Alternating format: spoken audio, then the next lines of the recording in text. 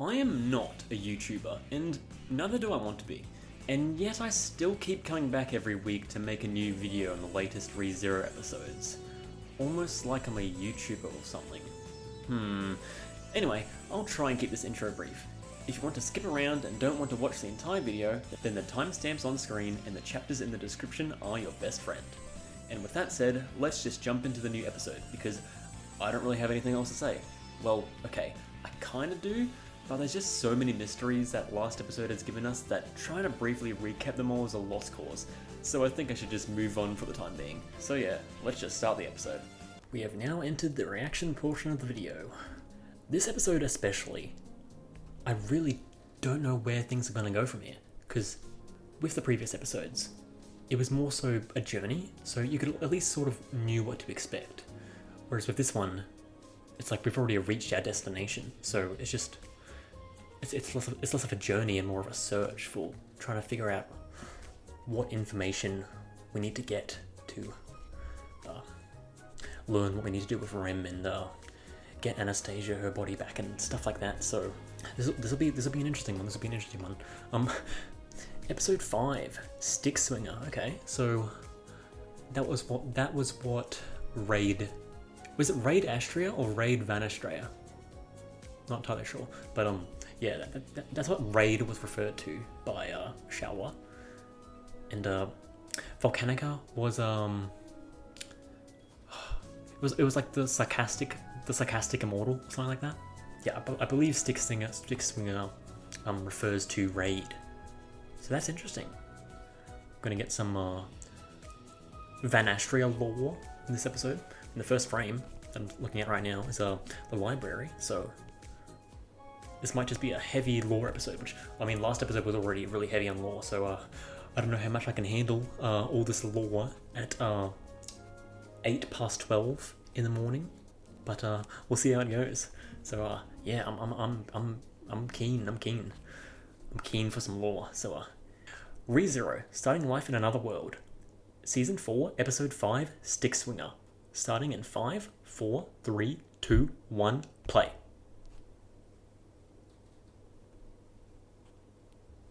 Oh, interesting soundtrack. So yeah, yeah, that is true. Flugel set this up to where it had to be someone with real world star knowledge who can pass.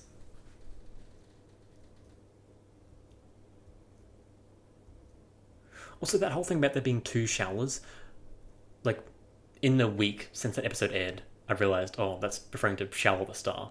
I don't think it's actually some gluttony shit, but I wouldn't put it past this show for that to be like insane foreshadowing from some future reveal that it's like, oh, Shower is not the same Shower as before or something, but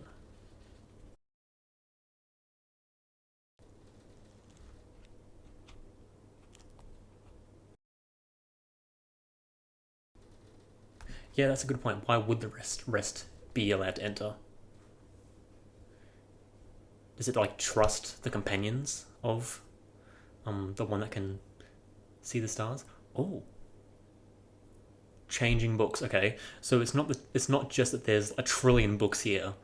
You all can't even read them. Yeah, cognitive obstruction. That's a good way to put it, Betty.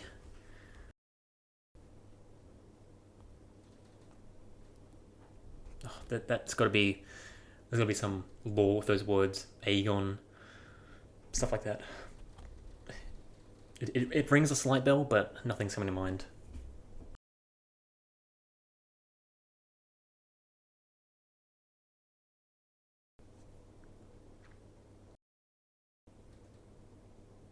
Yeah, what is the point?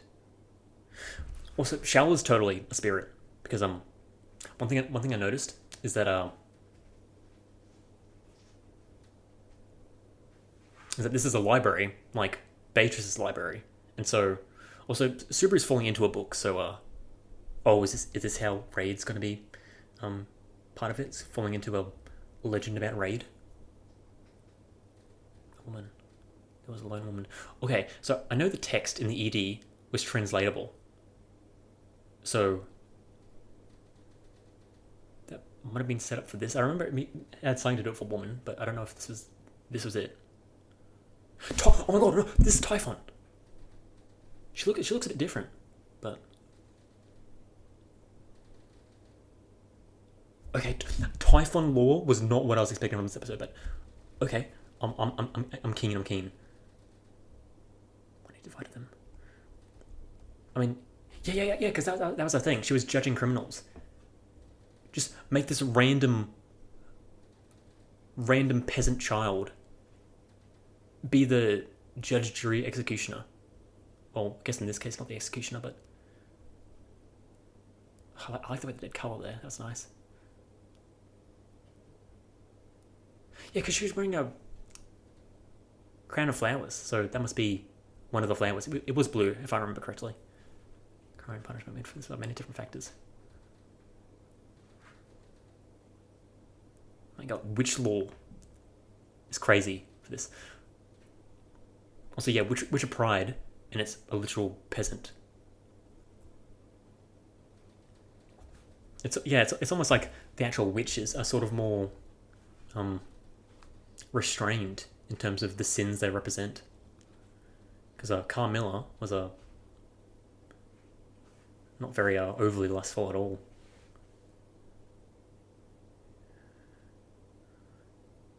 You're right to confess your crime. Oh, yeah, this is pride. Is this where she gained a factor, or is this just stylistic? A scale that weighed the gravity of a crime could only be found within the heart of the one who committed it. Yeah, okay, she's gained some ability now. So Yeah, this is what we saw. Where Subaru shattered. Okay, so... But also, you can shatter even if you didn't do a crime, because that's what happened with Subaru. Because he shattered, even though he didn't actually do a crime, and so when he shattered, he didn't feel pain. So...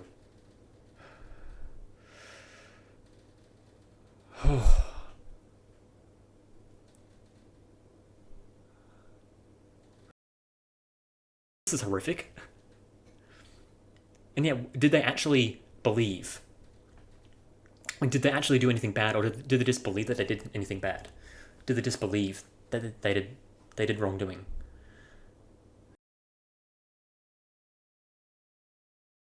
The Witch of Pride.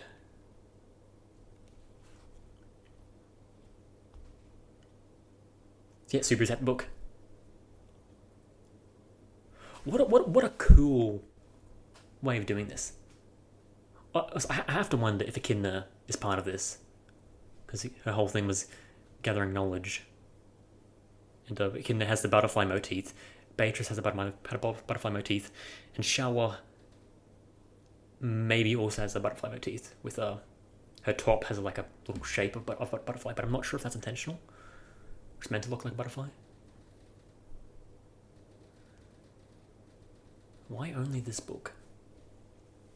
Oh, yeah, this is gonna be awkward. Yeah, he heard it from Echidna. You're just raising more questions. Is he going to talk about how he met Echidna, or...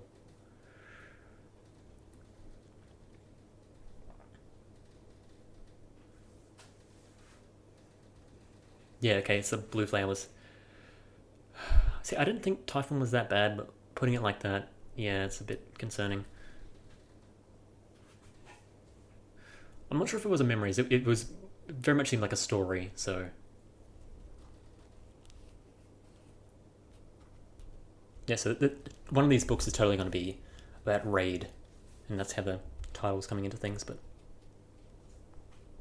I don't want to fixate on the title too much. Yes, Amelia, piece of cake.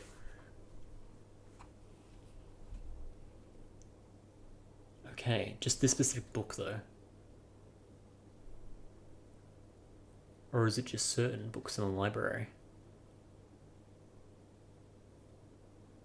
Did Julius also fall into a book?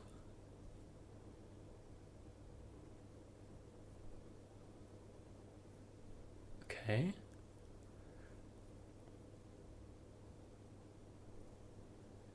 what did he fall into exactly?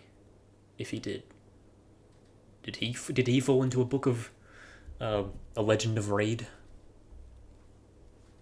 I'm assuming that's how it's pronounced because that's how the characters are pronouncing it. But I don't know if it's one of those weird things where Japanese actors sort of pronounce it slightly weirdly. Ballery Temaglyph. Valakia Empire. Okay. A former general. Virtuous warrior. Okay, this is definitely going to be like some crazy, gonna be like season 10 foreshadowing or something. Tesla Fortress, stuff like that. Book in here can be read by one who has passed. Grant vicarious look into their past. Okay.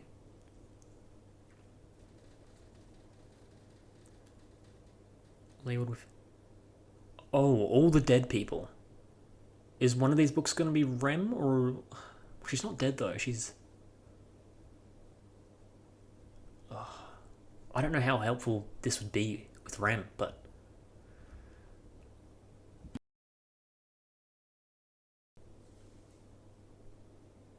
Maybe they should have had some better formatting for this, like alphabetically. You know where to look for.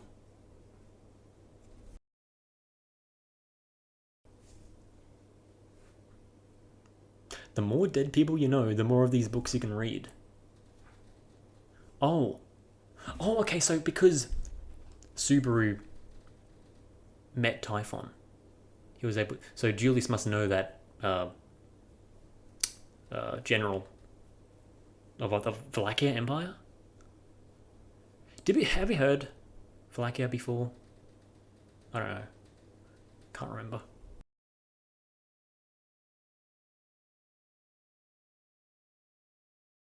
Okay. Oh my god, no, mainly that's not what he's talking about. Yeah, okay. Just teasing.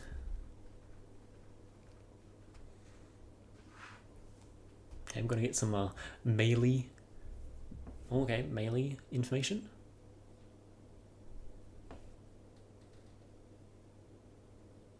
Five or 6 years. That's like saying you're employed when you were 5.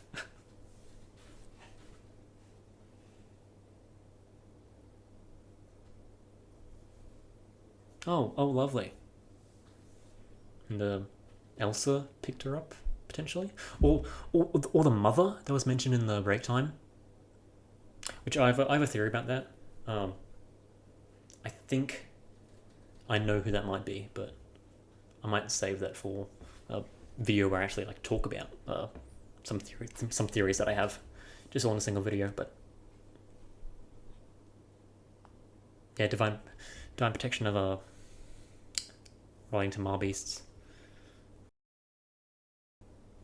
Just a bad version of a bad ending of Otto's story. But instead of hearing animals, she can control Marbeasts.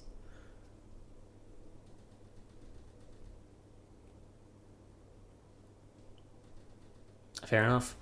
I mean, that's how they treated her like that. Don't really need to have any interest. Don't need to be mad or anything. Just don't care.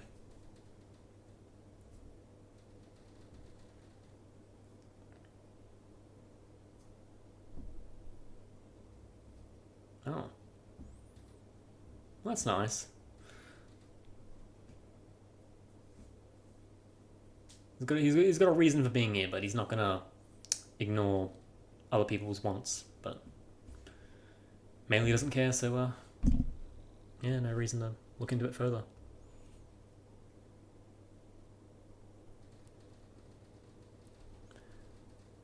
Oh yeah.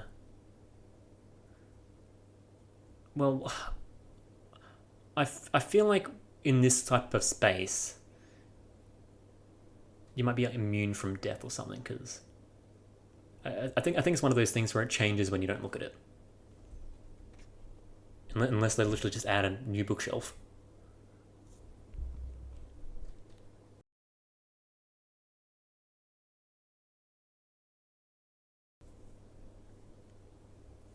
You just need some modern design to fix this.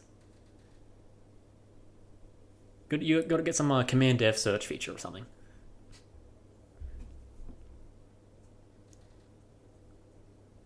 Also, no intro. It was just a little title card. So Goku.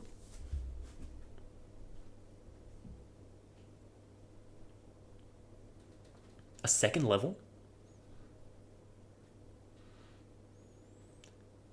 I mean, you didn't enter into this place with conventional methods. I don't think there will be a stairway.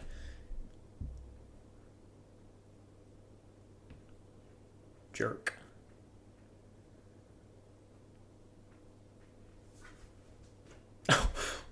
What was that sound effect? Oh my god. We've already met her, but I'm already still getting used to Charlotte's eccentrics.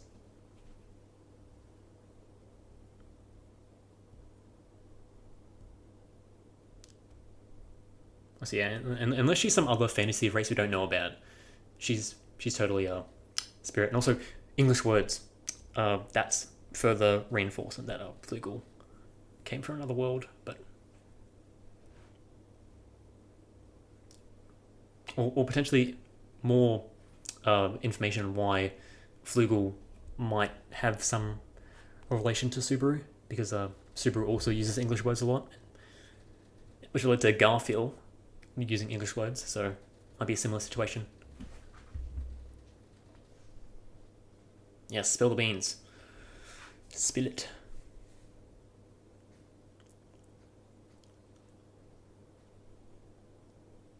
Okay, lovely. I mean, yeah, that was her order.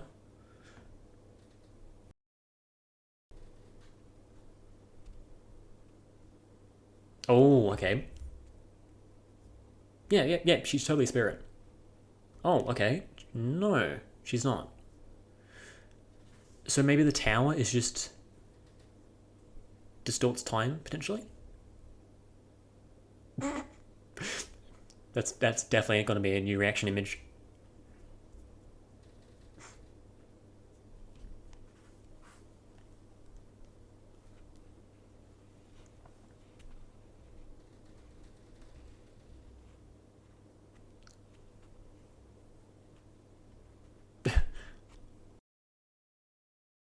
Of course, yes, she needs to keep a word. How naive, Amelia. People don't keep their words all the time, but...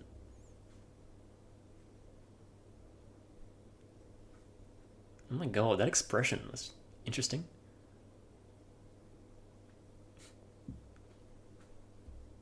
Okay, yes, give us the full rundown.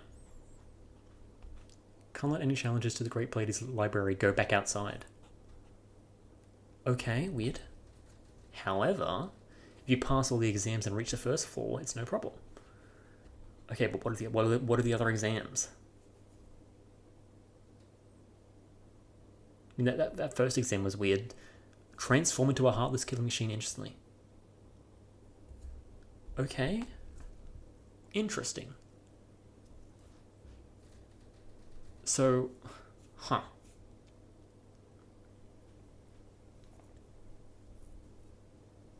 Okay. Her voice acting is top tier.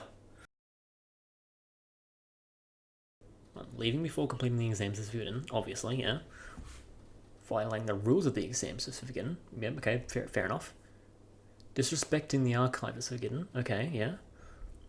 Any action intended to damage the tower is forbidden. Yeah, this makes sense. Oh no. I mean, there's all sort of seem like really standard rules, but yeah, like those rules just seemed pretty standard. So there's got to be some like hidden extra catch of some kind. I mean, yeah, no lie, but you can still obfuscate information without lying.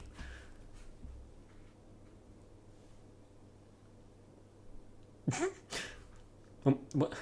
There was like one frame of her belly button disappearing. Interesting. She can't leave unless you pass all the exams. Yeah. Oh my god, that face. Yeah. Yeah, Echidna knows something. I think Echidna did have some effect on the construction of this.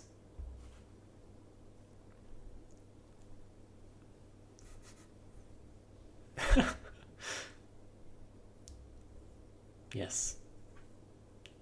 Excellent. Wasn't a very honest person yet. Again, the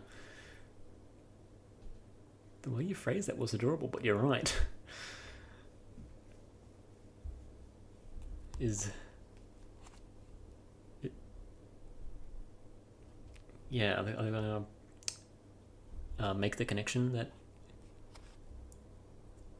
See, there they are. Okay, so there just is another flight of stairs.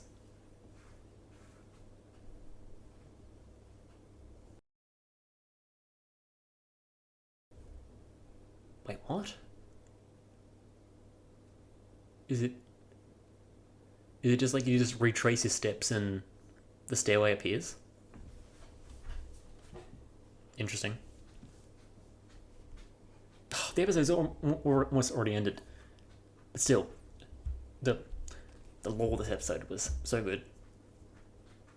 Especially that Typhon sequence. That was crazy. Might we get more witch lore?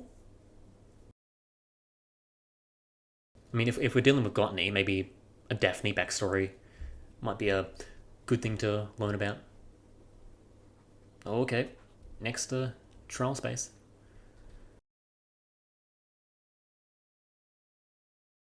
White Void.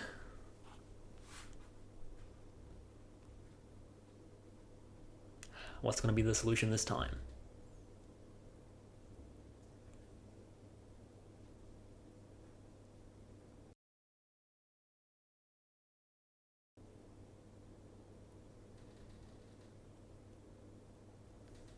Huh. A sword. Is this going to be relating to a raid?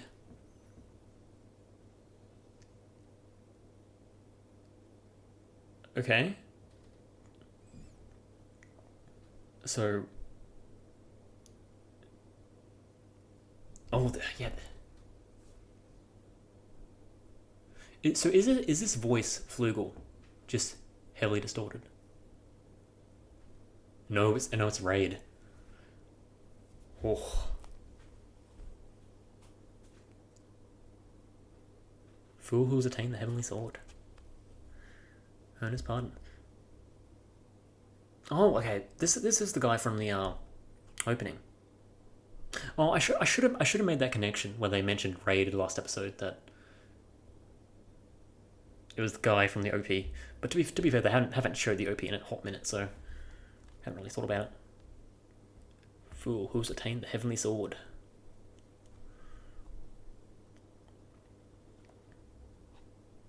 Oh, this OST.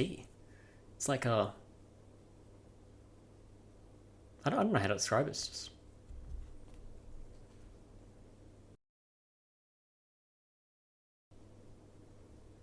what is even going on?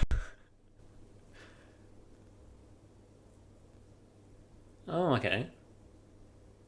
So, Charlotte's assessment on Raid being not the most pleasant person was accurate.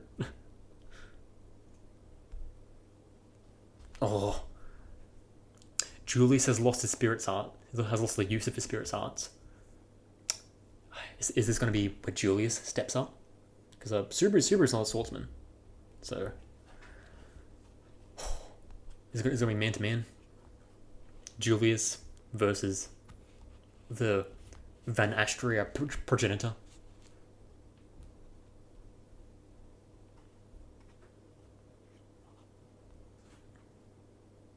Oh, okay. Yep. Lovely assessment raid.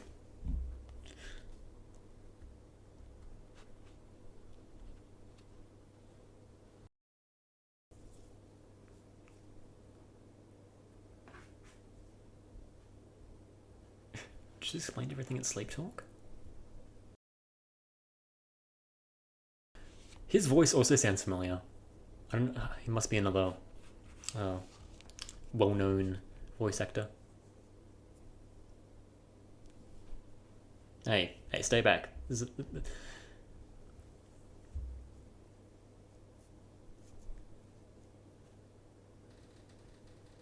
Yeah, free spirit. Interesting free spirit, but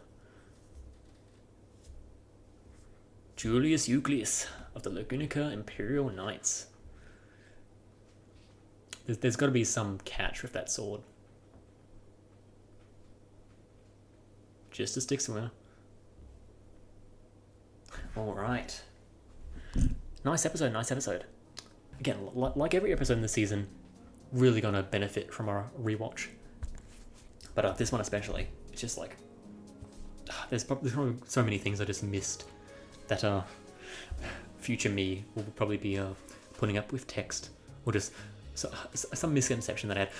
Last episode was just terrible to rewatch because I just made so many false assumptions. But this episode wasn't super crazy.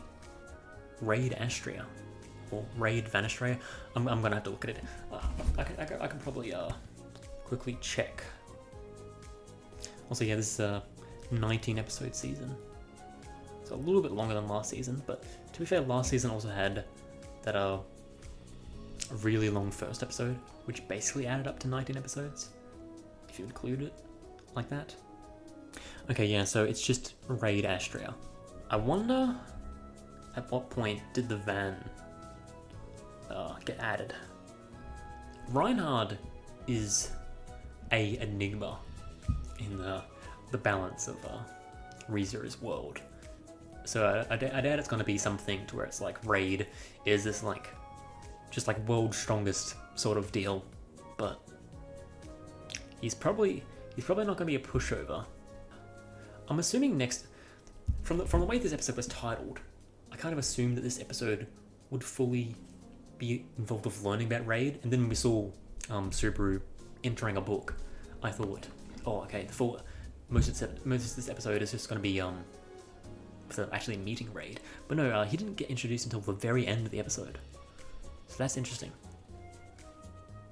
I wonder if next episode we'll learn even more about him. Just have that be a full episode of him. I don't know. I think predicting the pacing will be a lost cause with this one. So yeah, I guess it's time for the review portion. And now, time for the review portion.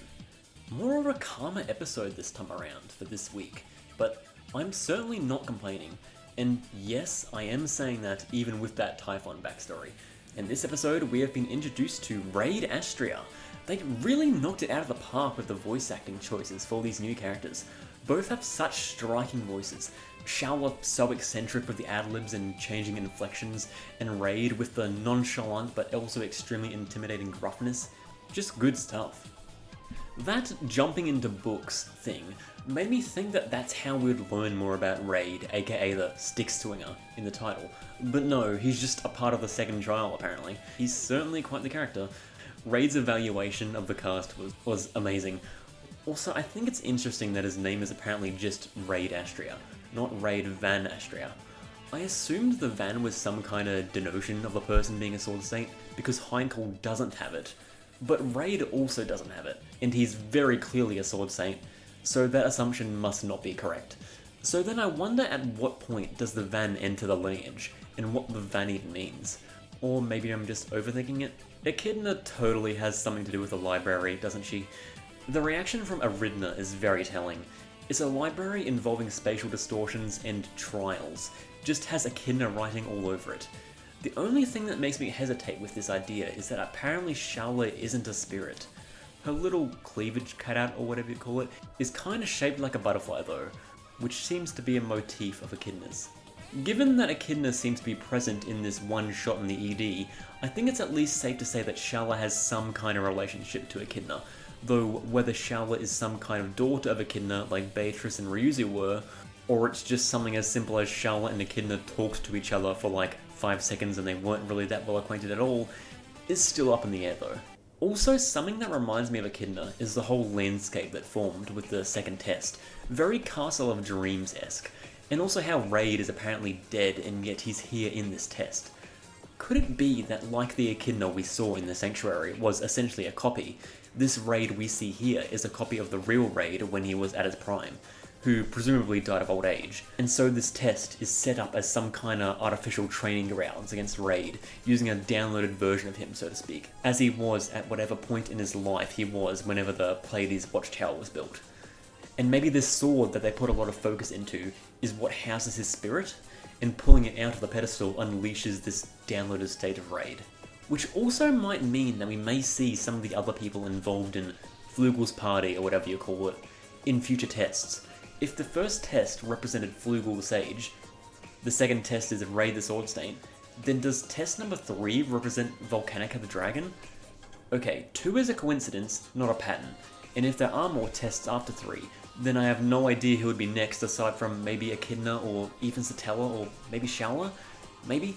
But it's an interesting prospect. The idea of a test against a dragon though sounds quite difficult though. That Typhon backstory out of nowhere was crazy. The last thing I could have expected from this episode.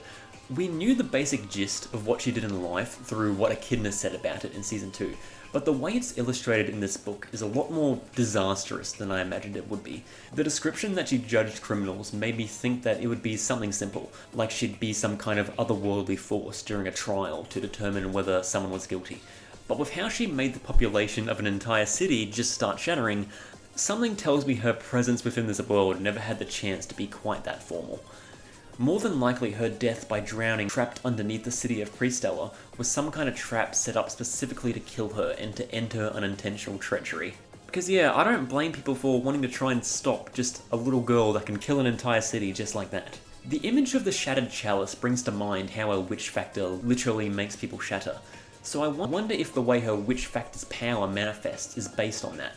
Like, even though it's not that big of a deal, a broken chalice is something that she considers a crime to the point to where she felt guilt over it, and thus criminals are to be inflicted that same fate onto themselves.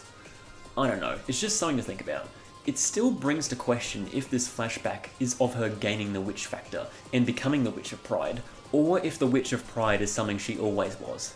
If this backstory is showing the moment she attained the witch factor, then I'd assume it's because of her confessing to something that, in her perspective and way she was taught, was quote-unquote evil, and being praised by her father for admitting to something that, again, in her worldview, was evil and wicked, and thus she felt pride for something that was quote-unquote immoral.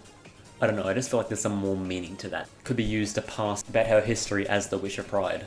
Also, an interesting but silly thought, Typhon would totally destroy Reinhardt, right? Like, he probably feels so much guilt for what happened to Teresia, so if Typhon just came up to him and asked, "Are you a bad person?"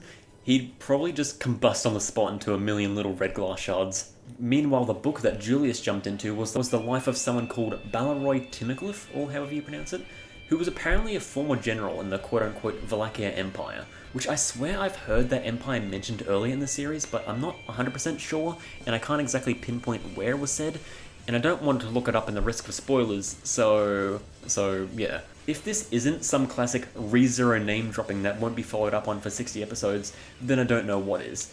But he's apparently someone that Julius has met in the past, but is now dead. Likely meaning that every book in the library corresponds to literally every dead person in the entire history of the ReZero world. Which is a lot, and there's no rhyme or reason to how they're sorted. They're all just random. Seriously, this library couldn't have been made in a better way? At the very least, just make it chronological. But even then, neither Julius, Anastasia, or Rem are dead, so that rules out the possibility of just finding a Book of Rem, so to speak. Same with a Book of Baton Kaitos, or Book of Alphard, or Book of Arnhem, so to speak. Though that doesn't necessarily rule out the possibility of a Book of Daphne though. So maybe that is Subaru's best bet, and just try and learn more about the witch factor of gluttony. The little melee focus is interesting. I wonder if being taken in by her mum, is referring to Elsa, or if it's referring to the mother that both Elsa and Meili mentioned in one of the Season 2 break times way back when. Are we going to get Julius sparring against an Astria? Not gonna lie, that concept has me hyped, though I do wonder where Raid's strength compares to others in the Astria line. Obviously Raid wouldn't compare to Reinhard, but Teresia is also very, very powerful, and if Raid's strength is anything like that, then that might be a problem. Or what about other powerful swordsmen like Wilhelm? Julius was quite strong, but I never got the impression that he was particularly comparable to the actual Sword Saints or even Wilhelm, and that was before his spirits forgot him and he was nerfed. Granted, if the goal is to just make Raid move from the spot he's standing on, then maybe it's doable, but again, this is a nerfed Julius up against an Astria. It's going to be difficult. And before this video ends, I'll quickly go over the break time for this episode. This time around, we had a really nice little scene involving Julius and Ricardo back at Pre-Stella right after the end of the battle. And yeah, it's nothing crazy or showing anything too noteworthy, but it's still nice all the same. Even though Ricardo has lost all memories of Julius, he's still such a bro towards Julius. Ricardo is a good man. And that's it for this episode. I never really know how to end these videos, and so, yeah, the video is done, I guess. Hot chick. Hot chick. Sexy chick.